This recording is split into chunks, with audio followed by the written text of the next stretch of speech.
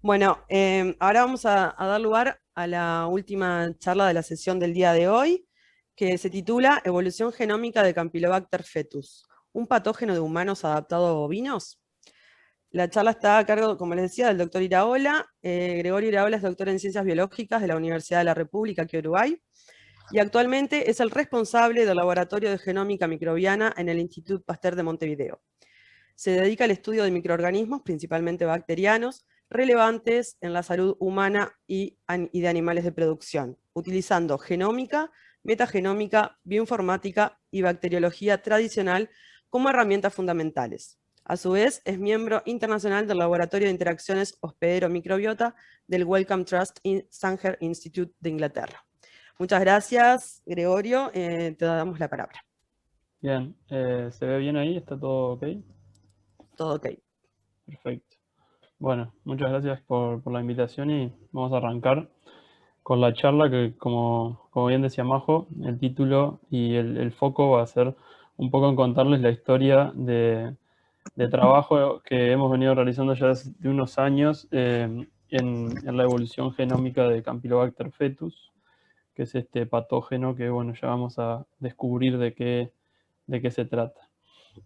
En primer lugar, para hacer un pequeño marco, digamos, vamos a introducir lo que es el género Campylobacter, que es un género de bacterias gram negativas que pertenecen a las Epsilon proteobacterias, una subdivisión bastante particular que tiene propiedades biológicas bastante distintivas. Pero básicamente lo que quiero resaltar es que es un género que está básicamente compuesto por patógenos emergentes en su mayoría. En este árbol filogenético que resume un poco lo que es la taxonomía de Campylobacter, se pueden ver las especies que hasta el momento estaban descritas en el año 2019 cuando escribimos este review. Y en rojo pueden ver las especies que en algún reporte al menos han sido asociadas a infecciones en humanos y o en animales. Tradicionalmente las especies más conocidas de este género son Campylobacter jejuni y Campylobacter coli porque justamente son una de las causas principales a nivel mundial de gastroenteritis en humanos. Pero luego hay otras especies que son menos conocidas y tienen también un rol importante en la salud humana y en la salud animal también en particular. Y en este caso, o dentro de estas, se encuentra Campylobacter fetus, que de hecho es la especie tipo del género, es decir, es la especie a través de la cual el género Campylobacter se describió por primera vez. Eh, Dicho esto, vamos a pasar un poco a ver lo que ha sido la evolución en el conocimiento de este género, que básicamente tuvo una explosión alrededor del año 2009 en cuanto a descripción de nuevas especies, que se potenció por básicamente el estudio de nuevos hospederos que se empezó a descubrir que tenían especies nuevas de este género y también se empezó a acompañar a partir de ese año aproximadamente un aumento en la disponibilidad de datos genómicos de especies no Yeyuni, no coli, como pueden ver en el panel de la derecha. Históricamente las especies que más se habían secuenciado básicamente eran Campylobacter jejuni y coli por las razones que les expliqué antes,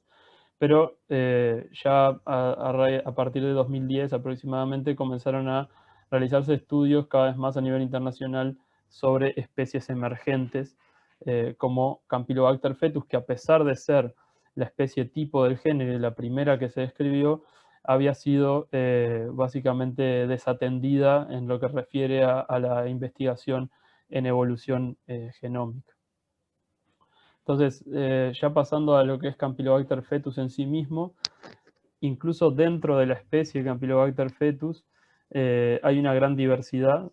De hecho, formalmente se describen 3 subespecies, con una de ellas que es Campylobacter fetus subespecie Testudinum, más divergente que las otras dos. Campylobacter fetus subespecie Testudinum, de hecho, es la última que se describió luego de 2010 y se encontró básicamente en reptiles y está adaptada a reptiles, aunque es posible que se transmita a humanos de forma esporádica y cause infecciones esporádicas en humanos. Si vamos a nivel de lo que es la similitud genómica con el resto de las subespecies, con Campylobacter fetus, subespecie Venerialis y subespecie fetus, encontramos que Testudinum tiene aproximadamente un 92% de identidad genómica promedio, que es un marcador taxonómico que se utiliza, donde en general se utiliza un cutoff de 95% para diferenciar especies a nivel genómico. Es decir, que desde el punto de vista genómico, esta subespecie perfectamente podría tratarse de una nueva especie que todavía sigue siendo tratada como subespecie desde el punto de vista taxonómico. Cuando comparamos Campylobacter índice, que se utiliza como estándar para la relación a nivel genómico de los aislamientos de Campylobacter fetus derivados de mamíferos, es decir, de bovinos, de ovinos, no de los adaptados a reptiles en este caso. Entonces, lo primero que nos propusimos hacer, bueno, es obtener una colección global de aislamientos de Campylobacter fetus, que esto logramos secuenciar el genoma de más de 250, perdón, de más de 200 cepas de más de 15 países, y con algunos genomas públicos que había, que no eran más de unos pocos, logramos realizar una reconstrucción filogenética que reveló una estructura poblacional muy estructurada, muy marcada, en 8 linajes distintos que hasta el momento no se habían identificado. Cuando vemos la distribución de hospederos en los distintos linajes, vemos que en particular el linaje 1 o el clúster 1, que es el que está más arriba, prácticamente tenía cepas que provenían de bovinos, mientras que los restantes tenían cepas que en su mayoría provenían de humanos, pero también había algunos que estaban enriquecidos en cepas de ovinos, y esporádicamente se observaban algunas cepas de bovinos mezcladas en esos linajes. Realizando un estudio de reconstrucción de caracteres ancestrales y de datado de esta filogenia, en primer lugar,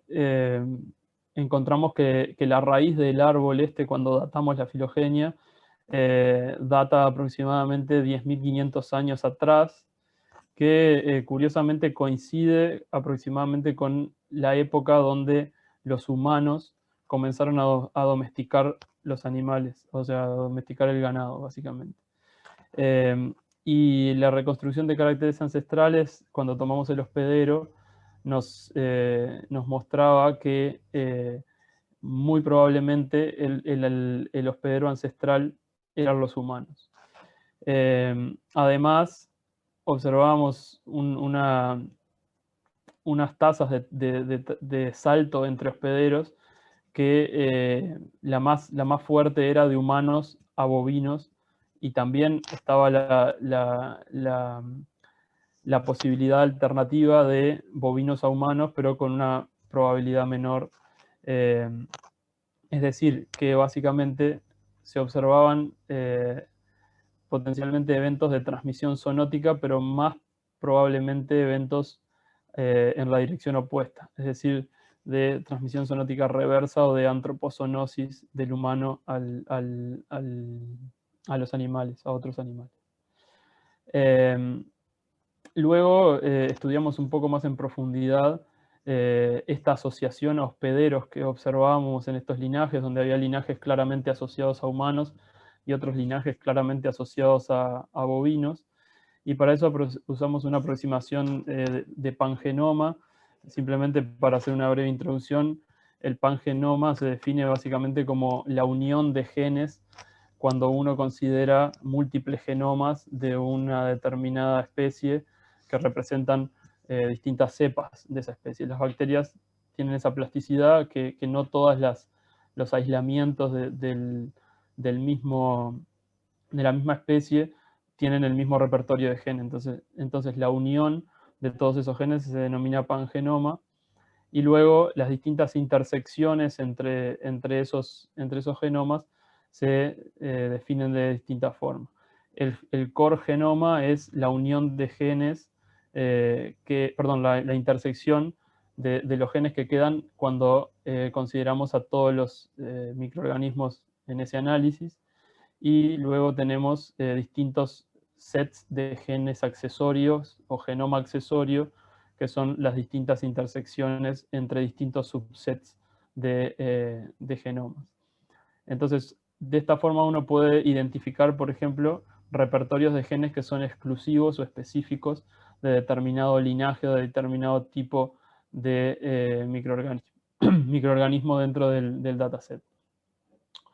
También en ese core genoma, que son todos los genes compartidos por todos los microorganismos, estudiamos presiones selectivas y encontramos, de hecho, acá estoy simplemente resaltando que hay genes core que están o que presentan señal de selección positiva diferencial entre los hospederos, es decir, hay genes con selección positiva o diversificadora que solo tienen esa presión selectiva en linajes humanos, y otros sets de genes core que tienen en linajes bovinos, es decir, que hay una adaptación del genoma core de acuerdo al hospedero. Y cuando vemos el genoma accesorio, vemos que, por ejemplo, en el panel A hay una cantidad de genes, que son los bloques rojos, que solo están presentes o están en una frecuencia mucho más alta en linajes bovinos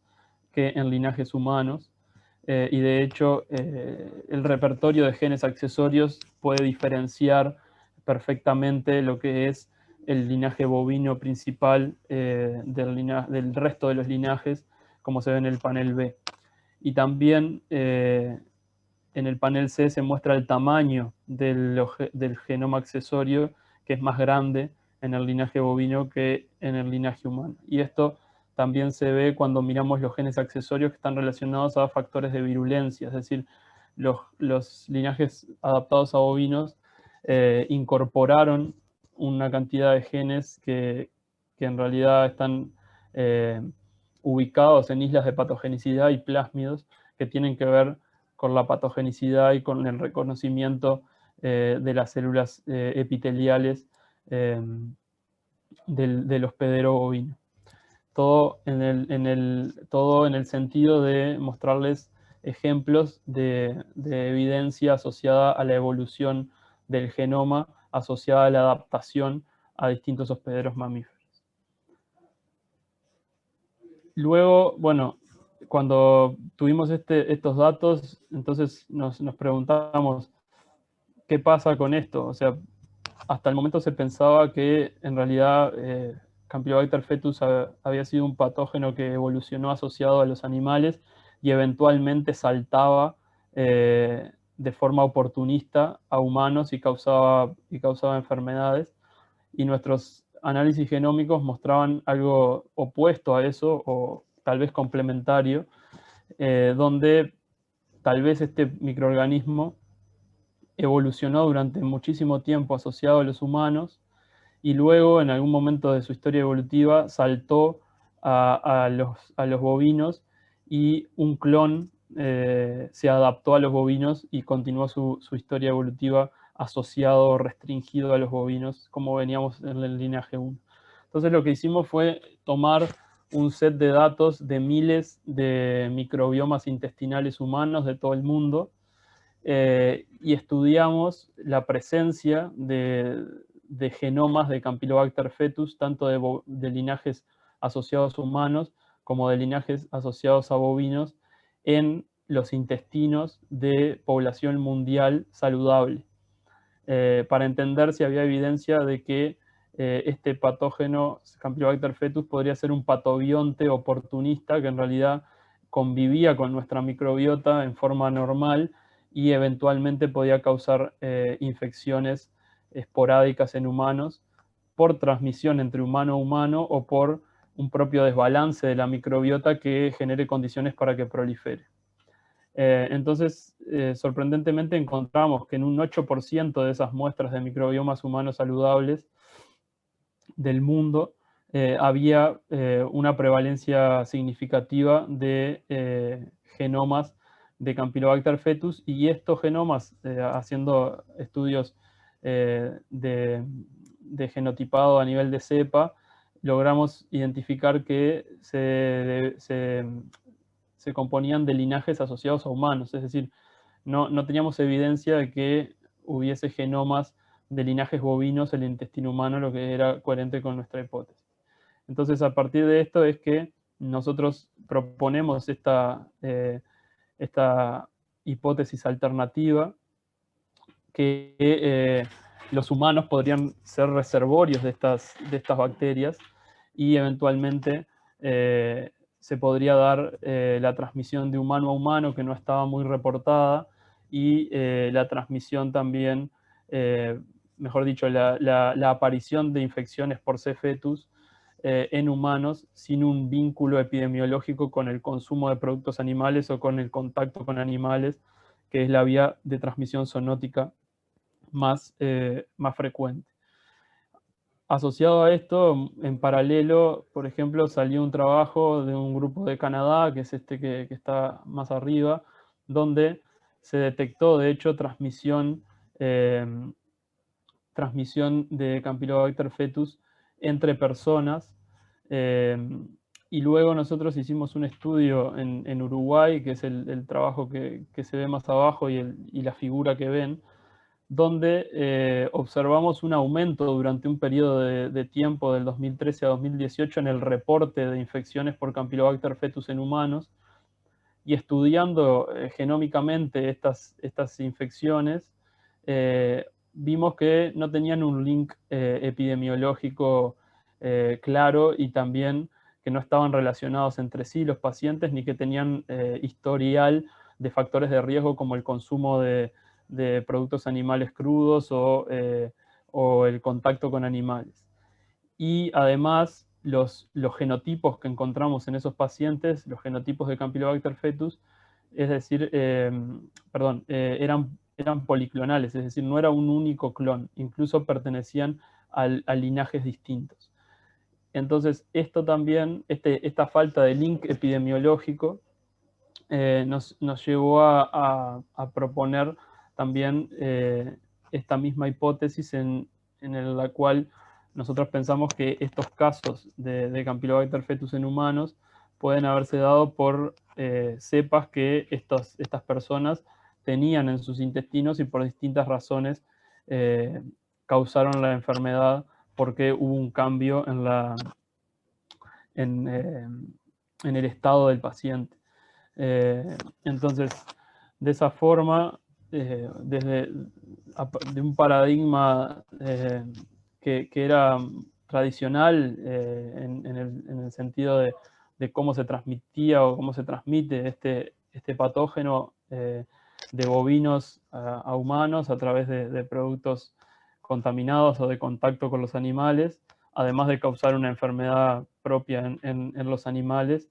como son problemas reproductivos y falla reproductiva. Adicionamos un posible escenario un poco más complejo, donde los propios humanos pueden ser reservorios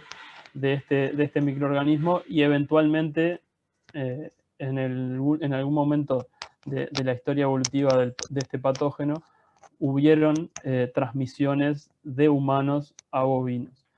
que es algo poco frecuente, pero que ha sido reportado en muchos otros patógenos bacterianos, donde se han dado casos de transmisión zoonótica reversa o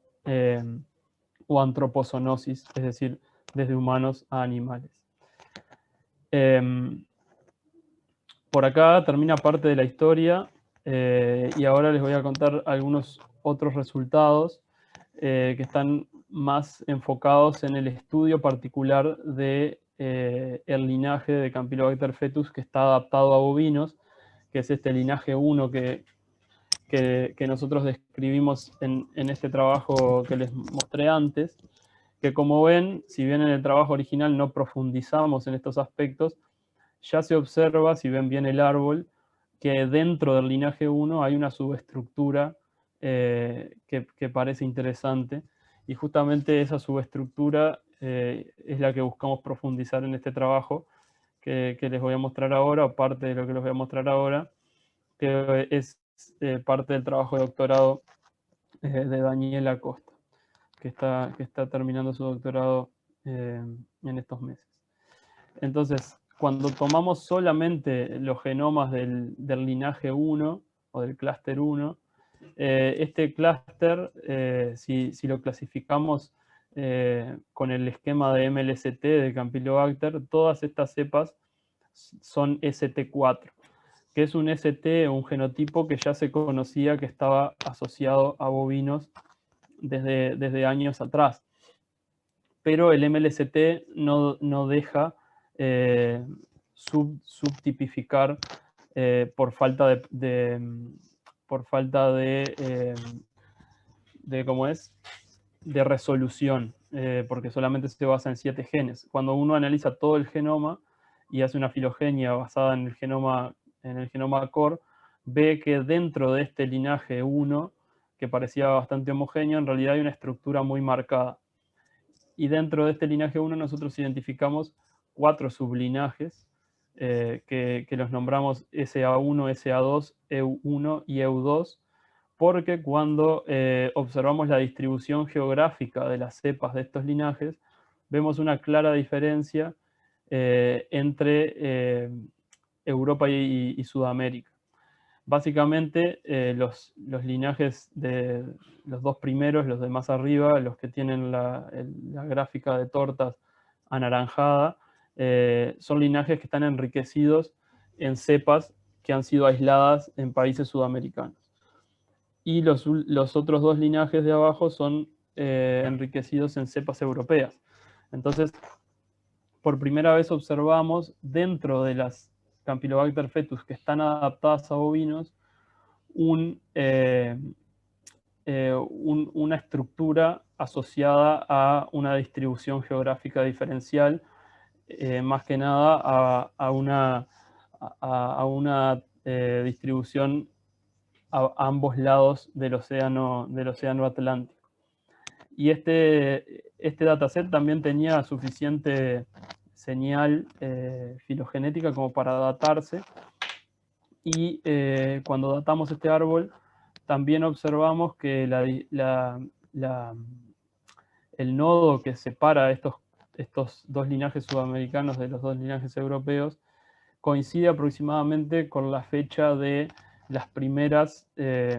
introducciones de ganado desde Europa a Sudamérica. De hecho, es coherente con el hecho, esto es coherente con el hecho de que los dos linajes europeos parecen ser ancestrales a los linajes sudamericanos. Y esto lo vemos también en un análisis de diversidad nucleotídica en las posiciones neutrales del genoma core,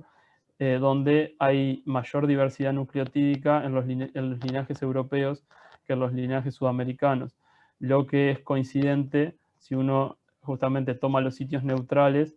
con un periodo de tiempo más largo de evolución. Es decir, los que tienen mayor diversidad nucleotídica deberían ser los más antiguos. Pasando ahora a tratar de entender un poco los mecanismos